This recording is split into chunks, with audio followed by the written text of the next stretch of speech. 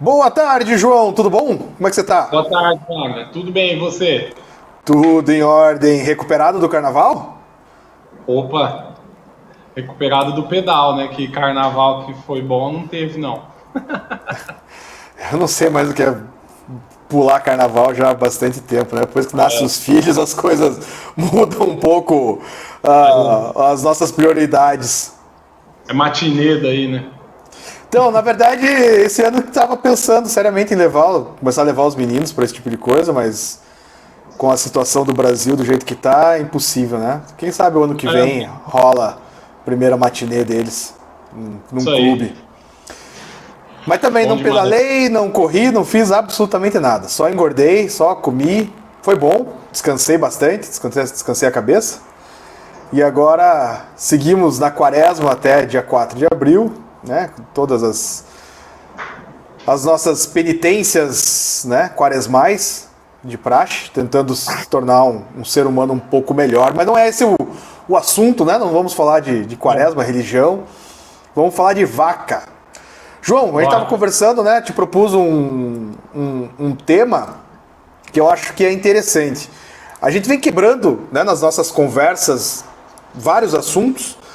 E eu acho que assim, óbvio, a gente não abordou tudo ainda sobre pecuária leiteira, né? A gente não falou sobre reprodução, a gente nem entrou em nutrição, né? A gente não falou de criação de bezerras, mas a gente tem falado muito da propriedade como um todo, né? E principalmente de sistemas de criação, né? A gente discutiu já um pouquinho de, inclusive, climatização e tudo mais. Fotoperíodo. E a gente fala, né, principalmente de sistemas, né?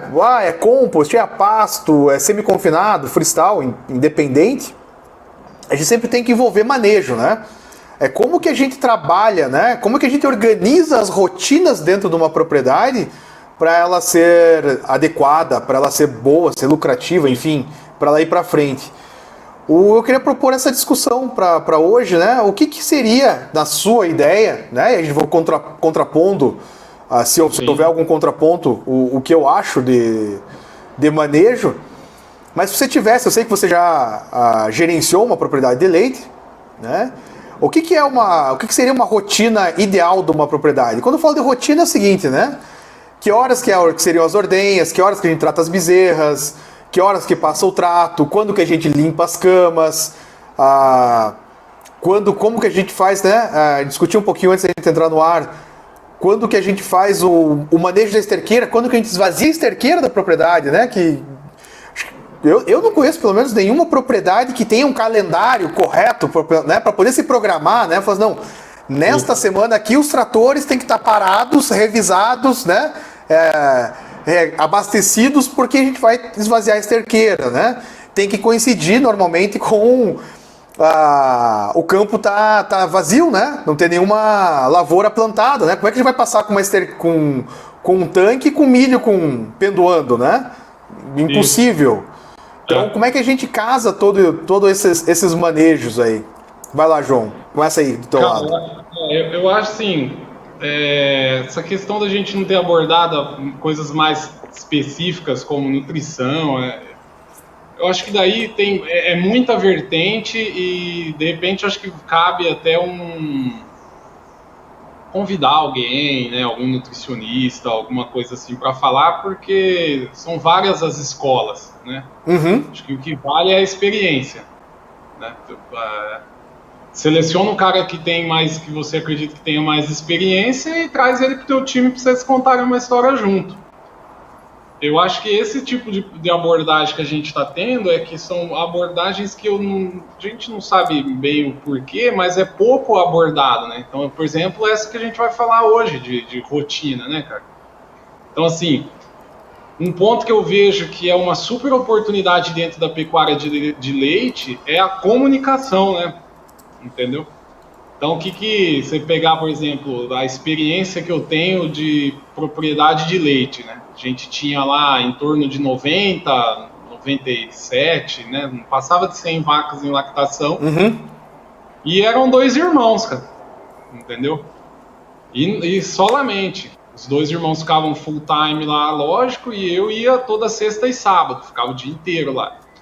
Então, assim, qual foi o segredo do sucesso lá que eu vejo? primeiro ponto é perguntar, eu perguntei, né? Pensa que eu sou o cara intruso lá. Então, se eu venho com a receita de bolo, você vai fazer A, B e C, né? Aí a gente tem que pegar os exemplos de gurus aí. Eu tenho um que é o Jim Collins, né? E o Jim Collins, ele fala, cara, que a arte de uma boa gestão de qualquer empresa, e a fazenda de leite não é diferente, é você saber colocar as pessoas certas nos lugares certos. Então ele dá o exemplo do ônibus, né? Se você pegar o passageiro, pôr no piloto, o piloto você colocar para ser cobrador e o cobrador virar passageiro, a chance do ônibus capotar é enorme, né? E a Com culpa certeza. não vai ser de nenhum dos três, entendeu? Então a primeira coisa que eu fiz lá foi isso. Qual que é a aptidão de vocês, cara? Eu não sei falar isso. Não adianta eu falar para você que você tem que tratar as bezerras. Não adianta. Né? Então eles definiram qual que era a aptidão.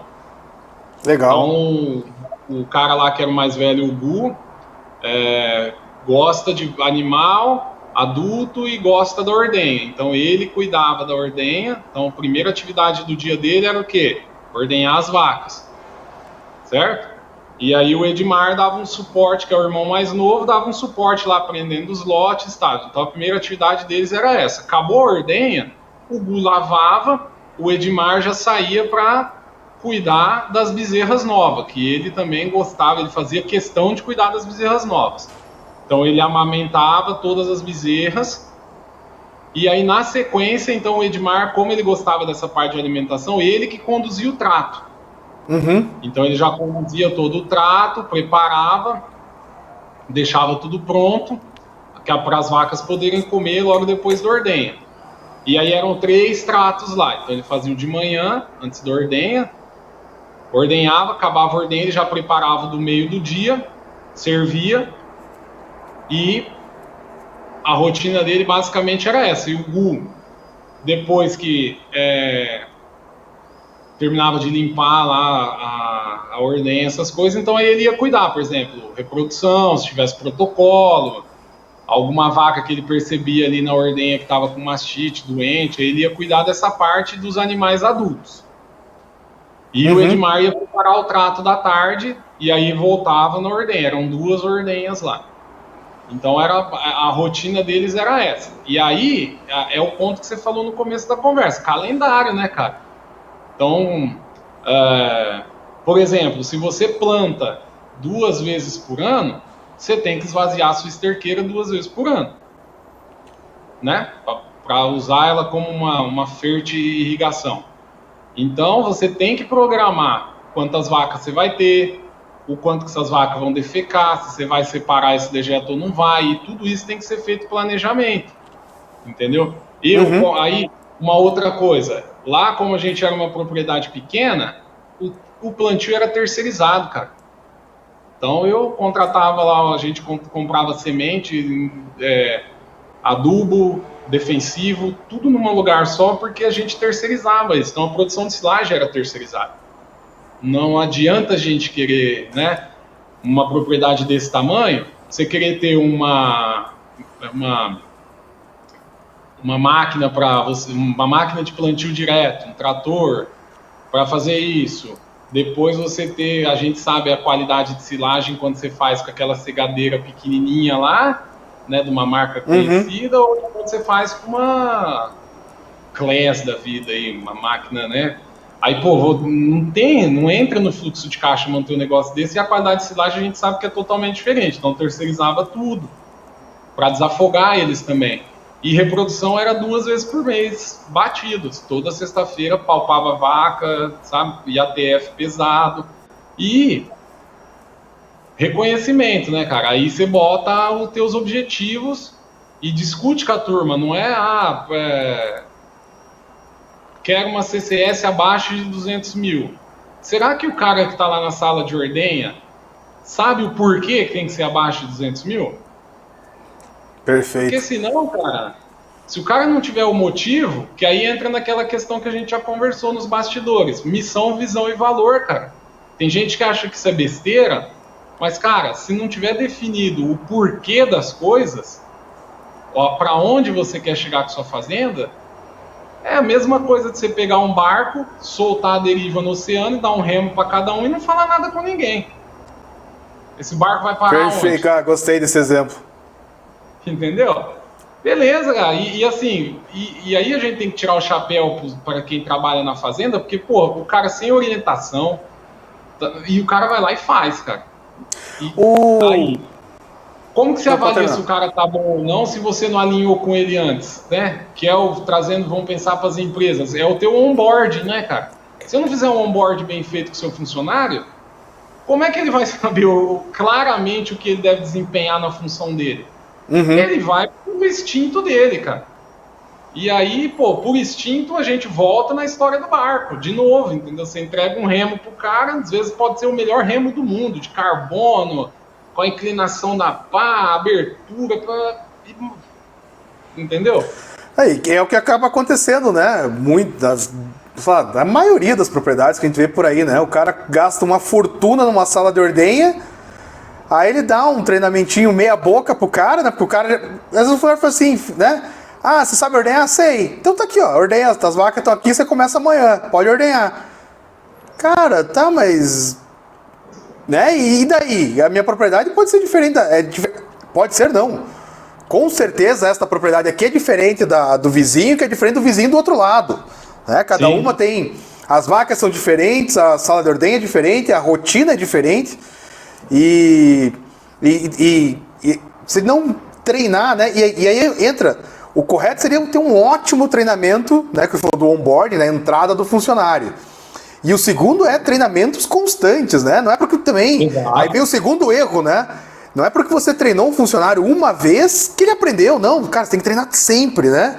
Cara, tipo, o funcionário de ordenhas deveria ser treinado todo mês, praticamente, porque para garantir que os processos sejam repetidos exatamente da mesma maneira sempre. Mas você falou ali um negócio que eu achei interessante. Você falou que na sexta-feira você fazia o reprodutivo, né? Então, assim, vamos colocar, a fazenda funcionava bem de segunda a quinta e depois de sábado até quinta-feira, né? Era a mesma rotina. Na sexta-feira chegava o João para atrapalhar a rotina. Como é que... mas né? O veterinário chega para fazer a reprodução, queira ou não queira, atrapalha a rotina da fazenda, a gente sabe disso. Sim. E eu concordo, eu acho que tem que ser a reprodução na propriedade de leite, tem que ser uma vez por semana, né?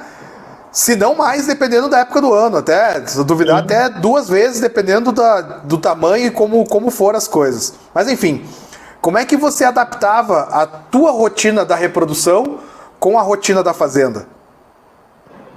Ó, eu sempre fazia a reprodução antes do trato da hora do almoço. Então, porque daí eu deixava elas comerem um pouco, né, no pós-ordenha. Lá era uma ordenha rápida, então elas comiam, ficavam deitadas, e aí um pouco antes do almoço eu entrava e manejava com ela, dependendo do dia, entendeu? Eu tinha uma vantagem lá, que o tronco era, bem dizer, anexo à sala de espera, e eu tinha resfriamento na sala de espera. Mas mesmo assim, em dias que estava muito quente, que era no noroeste de São Paulo, e no noroeste de São Paulo é super quente, eu evitava um pouco, aí eu jogava isso para de tarde, entendeu? Por causa do estresse térmico. Mas vamos dizer assim, nos 80% da curva de Gauss eu fazia antes do almoço. Porque eu já deixava elas resfriando, e aí a gente tirava a lista e fazia esse manejo aí, porque daí eu mexia, para bem dizer, eu e o funcionário mais velho lá, o Gu, para não atrapalhar na rotina de alimentação, nas outras coisas que o irmão dele estava fazendo. Então era basicamente assim que a gente tocava o barco lá, entendeu? Agora, a propriedade maior precisa dar tem outros meios de fazer, mas também é mais tranquilo, porque você consegue, como você carrega a vaca, você consegue fazer durante a ordenha, eu acredito, assim, dá pra bolar algum esquema desse. Aí tem, assim, maneiras existem várias, né? Eu acho que aqui, para descomplicar o negócio, é o seguinte, cara, define, executa e mede. Eu acho que o segredo tá aí, cara. No tempo que eu era veterinário, né, que eu fazia esse tipo de coisa, trabalhava com propriedades que tinham 2 sistemas, né? Ou centro de manejo, aí meio que obrigatoriamente trabalha após a ordenha, então você tem que estar lá, tem que se programar para estar durante a ordenha. Isso para o veterinário não é tão interessante, principalmente em propriedades maiores, que eu sempre gostava de fazer o toque nas vacas antes da secagem, para garantir que elas estavam prenhas, né? Para não secar uma vaca vazia, por exemplo, uma vaca que teve um aborto espontâneo, né? No meio da gestação.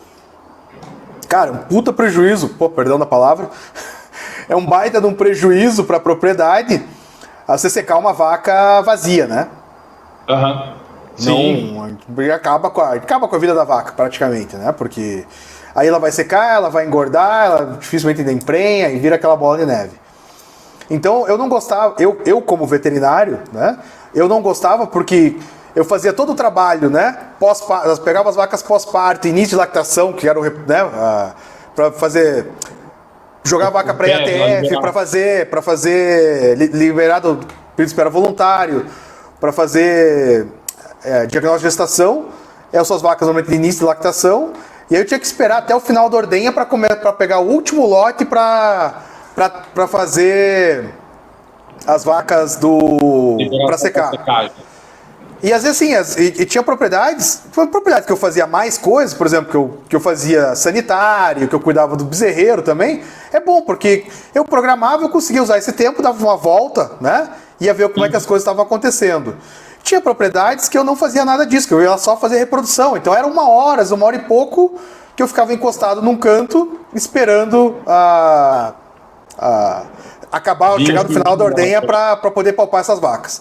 Mas enfim, coisas da vida a gente tem que se adaptar, né? Acho que teoricamente é melhor o veterinário tem que se adaptar à rotina da propriedade do que o contrário. Pro veterinário, eu sempre gostei mais fácil das propriedades que tinham canzil, né? Então eu programava para chegar no final da ordenha, aí todas as vacas já estavam presas no canzil, eu passava com o ultrassom comendo. A hora que eu estava terminando de passar o ultrassom nas vacas, estava no final, liberava o canzil, elas iam deitar e descansar, não atrapalhava.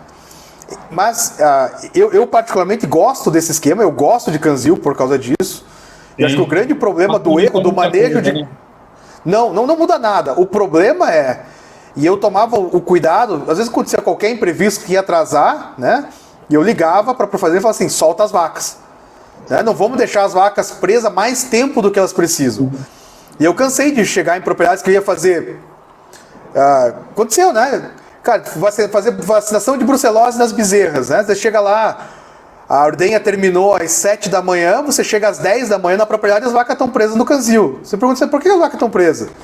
Fala assim, que o veterinário não chegou ainda para palpar elas. Eu falei, porra, de novo, falando palavrão, desculpa. Não consigo. Eu fico indignado demais. Cara, as vacas estão presas 3 horas, né? Durante 3 horas as vacas ficaram pelo menos 1h30 em pé a mais do que elas precisariam, né? Aí no dia seguinte quebra o leite, né? E o veterinário não vai descontar da diária dele esse leite que quebrou porque as vacas ficaram presas tempo demais. Então, apesar do manejo do canzil para o veterinário ser bom, o veterinário também tem que botar a mão na consciência e pensar nisso, né? Se eu for atrasar, manda soltar as vacas, né? Dá um jeito depois, larga uma raçãozinha no coxo, as vacas voltam, a gente prende elas de novo e a gente palpa as vacas, sem problema. Mas nessa brincadeira aqui, falando de manejo ideal, né? Então acho que esse é um manejo reprodutivo que a gente tem que pensar pro veterinário. Vamos pegar essa fazenda que você gerenciava aí, né, de 100 animais, vamos arredondar para 100 para facilitar. Você tinha 2 funcionários. Né? Então você tinha que fazer o manejo casar tendo 2 funcionários. Vamos fazer um exercício aqui diferente agora. Imagina que você pudesse ter quantos funcionários fossem necessários. Né? Como é que... Lá era 2 ordenhas? 2 ordenhas, né? 2 ordenhas. Vamos pensar, 100 vacas, 2 ordenhas. 2 ordenhas. Como é que você organizaria essa rotina sem se preocupar com mão de obra? Se mão de obra não fosse escassa, né? Se pudesse ter quantos funcionários fossem necessários para a rotina ser a mais perfeita possível. Como é que você faria isso? Eu acho que eu dividiria a fazenda em setor. Então eu pegava o setor de cria, setor de recria, setor de reprodução e o setor de reprodução que eu falo é animal jovem. E o setor e aí incluir os animais adultos também na reprodução e o setor de animais adultos. E aí colocaria, aí eu distribuiria, como que eu posso falar? Eu distribuiria, faria como um OKR, assim, mais ou menos, entendeu? O que é OKR? É uma sigla em inglês de objetivo e resultados-chave.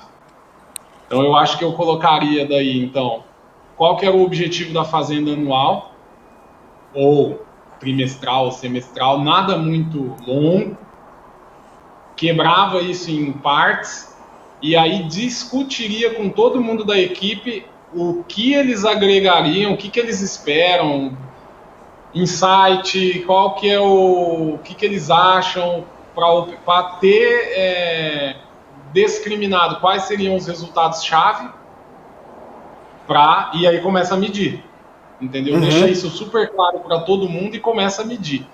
Eu acho que esse é um negócio que pode transformar, vamos dizer assim, a pecuária leiteira, cara. Eu vejo muita pouca aplicação desse negócio, cara. Desse tipo de metodologia, entendeu? Eu vejo, tem coisa boa no mercado? Tem coisa boa no mercado. Só que, assim, o que eu mais vejo é assim, vai o gerente da fazenda faz lá uma puta formação top, quando ele volta, ele não cascateia isso pra ninguém. Entendeu? E aí, por motivação, porque assim, cara, motivação, ela, assim, desculpa quem acredita errado, mas pra mim a motivação dura 24 horas, cara. É que nem banho, tem que tomar todo dia. Exatamente. Então, cara, se o cara volta de lá porque, pô, ele foi com uma experiência nova, teve um puta network, um puta negócio legal, né? Curso massa, top, entendeu? Beleza, o cara volta motivado. No outro dia ele acorda de manhã, hora que ele calça a botina lá e põe a calça que ele tá acostumado a pôr todo dia, velho, ali já começa a declinar o negócio. Entendeu? Eu acho que isso daí é uma coisa que, cara, medir, entendeu? Quebra em setor, determina quais são os objetivos daquele setor, que são as 3 coisas que a gente falou no começo, né? Então é o quê? Qual que é o objetivo? Treina, capacita, né, os caras, faz então o onboard, capacita os caras e escuta os caras. Entendeu? Posso colocar mais um? Pode. Posso colocar mais uma coisa que eu acho que é extremamente importante? A gente está falando de processos, né? E eu acho que os processos precisam estar escritos e expostos para todo mundo. Boa, isso aí. Né? E muitas vezes a gente vê os processos escritos, mas eles estão literalmente escritos, né? E infelizmente dentro da gaveta. Não, cara, eu já vi às vezes até tipo na parede da sala de ordenha, tá? Mas o que acaba acontecendo? Infelizmente, né? O Brasil não é o país mais educado do mundo, né? Quando eu falo educação, justamente educação formal de escola. A gente sabe que o nosso nível de formação, infelizmente, a formação média do brasileiro ela é muito baixa, né? Então a capacidade eu falo com uma dor no coração absurda isso daqui, né? Mas infelizmente é a realidade que a gente vive. E eu tenho alguns exemplos bem claros, eu tenho 2 exemplos para dar. Que aconteceram, não comigo, um aconteceu com a minha esposa e um aconteceu com meu pai, sobre isso. Que a gente escreve, né? Vou descrever o processo de ordenha. Fala assim, então o cara faz lá no PowerPoint, né? Ele coloca tudo em numeradinho, bonitinho assim, né? Rotina de ordenha. Número 1, ligar a bomba de vácuo. Número 2, recolher as vacas. Número 3, retirar os 3 jatos. Número 4... Cara, será que a pessoa que está lá trabalhando, ela sabe ler? E se ela sabe ler, será que ela sabe interpretar? Né? Por mais que sejam às vezes instruções simples, será que ela sabe interpretar isso daí? E eu vou dar esses 2 exemplos que eu falei, né? O primeiro aconteceu com meu pai. Meu pai era veterinário, né? Um dos pioneiros da transferência de embrião no Brasil. E engraçado, assim, eu tava junto na primeira visita, numa grande propriedade em Irati, aqui pertinho de Curitiba, acho que dá 2 horas de carro daqui, um produtor de Angus, se não me engano, Red Angus, ali. E o cara queria começar, né, Angus PO, o cara queria começar a coletar embrião. E eu tava, acho que era no final de semana, eu tava de férias, enfim, eu fui com meu pai. A gente passou um dia muito agradável na fazenda, visitamos toda a fazenda, palpamos as vacas, as doadoras, as receptoras, né? E o meu pai chegou no final do dia, ele puxou a pranchetinha dele, o formulário, né? Ele falou assim, ó, vacas, né, de brinco, tal e tal, a gente vai superovular, né? E ele tinha o esqueminha lá, né? Se o base, depois de tantos dias, né, você começa o protocolo de superovulação, né? 4 dias de FSH, manhã e tarde, no terceiro dia de FSH mais prostaglandina, de 24 a 48 horas depois as vacas vão entrar em cio, né, insemina 2 vezes, daqui a 7 dias a gente coleta. Cara, já tinha uma ficha, sabe? Eu sei porque eu que fazia essas fichas para ele, imprimia no computador, meu pai não sabia. Ele mal sabia ligar e desligar o computador, meu pai era de outra geração. E eu lembro quando ele chegou lá pra fazer, aí na primeira coleta eu não fui, né? Aí coletaram as vacas, cara, 0 resposta, né? Os ovários, assim, do tamanho de azeitona, né? Tinha um corpo lúteo, né? Normal, assim, de uma vaca normal. Cara, aí ele, sem saber entender, falei, pô, mas, cara, 4 vacas, né? Cara, se fosse uma, não superovular, tudo bem, né? Mas as 4, né? Aí vai e começa a conversar, não sei o quê. Cara, depois de um tempo, o que eles descobriram? O capataz da fazenda era analfabeto, né? O dono sabia, mas não se ligou também, né? E o capataz ficou com vergonha de dizer que ele não sabia ler. Então ele fez o protocolo, sei lá como, né? E esses dias atrás, a minha esposa trabalha assistente social, trabalha num grande hospital aqui em Curitiba. Eu estava atendendo, conversando com uma mãe, né? E a filha e as médicas brigando que a mãe não estava fazendo tratamento direito, né? Aí a médica falou assim, mas eu mando toda a receita, tudo que elas têm que fazer, né? Aí foram ver, a mãe não sabe ler também. E é a mãe que cuida, sabe? A mãe é sozinha, não tem a quem recorrer. Sabe? Às vezes a gente tá tão acostumado a gente ler, interpretar e fazer as coisas que a gente esquece de uma noção tão básica, assim, né? Que será que... E ainda mais falando de fazenda, né? Que, como eu falei, cara, infelizmente, os funcionários de fazenda acabam tendo um nível escolar, né, mais baixo. Ele não consegue contratar técnicos agrícolas, veterinários ou tecnistas para fazer todas as rotinas da fazenda. Nem precisa, né? E infelizmente o governo brasileiro também não consegue... Independente, isso vem de décadas e séculos, a gente não consegue educar a nossa população.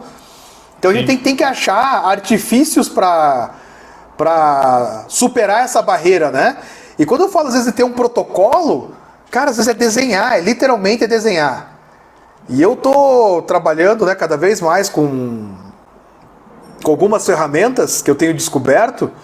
Cara, tem coisa simples e de graça hoje. É só dar uma pesquisada, meia hora de pesquisa no YouTube aqui, a gente descobre ferramentas que você consegue fazer coisas do arco da velha, cara. Assim, ó, fazer todo um protocolo desenhadinho, bonitinho, cara, você gasta, você não precisa ser desenhista. Você só arrasta as coisas ali, monta e o cara vai entender, entendeu? Que ele tem que primeiro ligar a bomba, depois recolher as vacas, depois ele vai ter que tirar os 3 jatos, vai limpar os textos, sabe? Ou, pior das hipóteses, tira foto, cara. Tira foto com o celular, imprime, né? E coloca na parede todo o processo, né? Vamos melhorar, criar um protocolo e achar maneiras de melhorar a comunicação, né? Como a gente fala, né? Vamos descomplicar as coisas, né? Sim. O coitado lá do ordenador já tem que acordar todo dia às 4, 5 horas da manhã. Cara, é um trabalho mais lazarento que tem, é ordenhar as vacas, cara, é todo dia igual, é um trabalho mecânico, ele é cansativo. Então, assim, o que a gente pode fazer para facilitar a vida dele, né, e não complicar? Então, sim, eu falo dos protocolos, que eu gosto muito das ferramentas Lean, né, essas ferramentas de gestão enxuta, né, traduzido para um português mais claro, e descomplicando aqui a linguagem também. Gosto muito das ferramentas Lean. E aí, mas todas as ferramentas Lean, elas funcionam para melhorar um processo estabelecido. Se a gente não tem um processo estabelecido na propriedade, como é que eu vou melhorar algo que eu não tenho? Né? Então, eu diria que eu concordo com o que você colocou ali, mas a primeira etapa é estabelecer os processos e escrever os processos, né? Para que todo mundo saiba. Porque a gente já discutiu, acho que não sei se a gente discutiu no privado ou a gente gravou algum vídeo, que é uma grande birra que eu tenho com o termo do período de espera voluntário, né? Porque a gente chega numa propriedade e a gente fala assim, pergunta, né? Qual que é o PEV, né? Qual que é o período de espera voluntário? PEV é a sigla de período de espera voluntário. O cara fala 60 dias. Aí você vai olhar as fichas das vacas, aí você olha assim, e essa vaca, por que você terminou ela com 45 dias? Porque ela entrou em cio. Fala, tá. E essa aqui com então, 55? Porque ela entrou em cio. Fala, pô, então você não tem PEV de 60, você tem de 40 dias. Se você tá inseminando antes, né? Cara, você não tá respeitando o teu protocolo. Então muda o protocolo, né? Pegando esse gancho seu, né? É exatamente isso. O que aconteceu aí? Definiram um processo e não mediram. Não acompanharam. Entendeu? Eu queria provocar aqui um negócio para quem está assistindo. Faz o seguinte, ó. Vamos pensar, todo mundo tá super aí em alta questão de sala de ordenha. Beleza. Então vamos pegar uma sala de ordenha. Faça esse teste. Chega na segunda-feira lá na tua fazenda, pega todo mundo que trabalha na ordenha, define quais que são os objetivos. Por exemplo, tempo de ordenha, tempo de pré-dip, que mais? Incidência de mastite contagiosa, define os objetivos. Consumo de químico, que isso daí é uma briga dos infernos, desculpa o termo aqui, mas consumo de detergente químico em fazenda é um ranca-rabo eterno. Define quais são as metas de 2 ml por vaca por dia, beleza, então na próxima semana nós vamos ter que gastar tanto disso, tanto disso, tanto disso, tanto disso, marca e guarda. Deixa uma semana os caras trabalhar. Na semana seguinte, você mede tudo, mede e apresenta para a turma. Primeiro então, você vai ter o resultado, se eles estão executando bem ou não. Se ele estiver executando, você elogia. Se não estiver executando, você traz o engajamento. Pergunta o que está acontecendo. O que está acontecendo? Às vezes o copo do pré-dip está furado. Ou o copo do pré-dip derrama. E aí todo o seu planejamento vai por água abaixo. Só não dá para fazer que nem eu visitei uma grande fazenda uma vez, ordenha, carrossel, tudo. Cara, fazenda grande mesmo. Não é das famosas, tá? Não se preocupem. Mas era uma fazenda grande com carrossel. E eu achei muito engraçado que a funcionária, para economizar pós-dipping, né? O que ela fazia? Ela chegava no final, quando ela ia encher o copinho, né? Aquele copo que não tem retorno, né? Para não jogar fora o que tinha ficado no aplicador, ela virava de novo dentro do copinho, enchia e fechava e saía aplicando. Cara, você consegue imaginar a contaminação desse pós-dipping depois de 500, 600 vacas ordenhadas? Cara, ela tá fazendo com a maior das boas intenções, né? Sim. Porque ela foi cobrada para economizar pós-dipping, né? Mas ninguém explicou para ela também que isso não pode acontecer. Então, de novo, né? Como a comunicação é importante, né? Como a gente tem que estar, o gestor, né? E aí não importa se é o gerente, se é o dono, quem que é realmente estar lá presente e não só para cobrar e apontar o dedo, né? Mas é conversar, entender os problemas. Peçam, né? Você que é gestor de uma fazenda, peça a opinião dos funcionários, né? E não peça só por pedir, né? A peça, e sim, se a opinião deles for boa, implemente, né? Deixe eles implementar alguma ideia boa. Eu vou colocar o link depois, eu vou compartilhar o videozinho, o link, eu quero ver se eu acho, no nosso Instagram, do Pecuária Descomplicada. Tem uma história do Mário Sérgio Cortella, que ele fala da fábrica de pasta de dente, que é muito boa, né? Que eles chamaram o consultor para resolver um problema. Eu não vou falar mais porque não vou dar spoiler, mas... E aí vai ser bom, Porque quem assistir e comentar, eu vou saber que assistiu até o final da nossa gravação aqui hoje. Mas eu vou colocar esse vídeo lá no Pecuária Descomplicada, porque vale a pena. Tem muito a ver isso em escutar o funcionário. Sim. Um dos segredos do OKR ter dado tão certo no Google foi justamente por isso. Porque a execução, o como executar os resultados-chave, quem definia era o time. Não era o dono, não era o gerente do time. Era o time. O gerente tem que garantir que o time tem os recursos necessários para executar a função. Ponto. Né? Essa é a função do gestor. E o gerente auxiliava na decisão dos objetivos-chave. Porque tem que estar alinhado com o objetivo principal, né? Então, os resultados-chave, na verdade. O gerente ajuda nesse ponto aqui, mas o como executar tudo isso, quem define é a equipe, é o time. João, quem mais se mete? Falando em objetivos e resultados-chave, eu não sei se a gente atingiu o nosso objetivo inicial da nossa conversa, que era falar, descrever o manejo correto, o manejo ideal de uma propriedade de leite, mas eu acho que a gente falou bastante coisa interessante aqui, né? Então, de novo, assim, fechando, é comunicação, né? Vamos conversar, né? Exatamente. Conversa, deixa as coisas claras, saiba o papel de definir a pessoa, a posição e a pessoa é do dono da fazenda, cara. Ou é do gerente da fazenda, se o dono não for atuante. Entendeu? Não adianta você saber que, por melhor que seja o funcionário, se ele for analfabeto, por exemplo, colocar ele numa função que ele vai precisar ler. Porque você vai constranger o cara.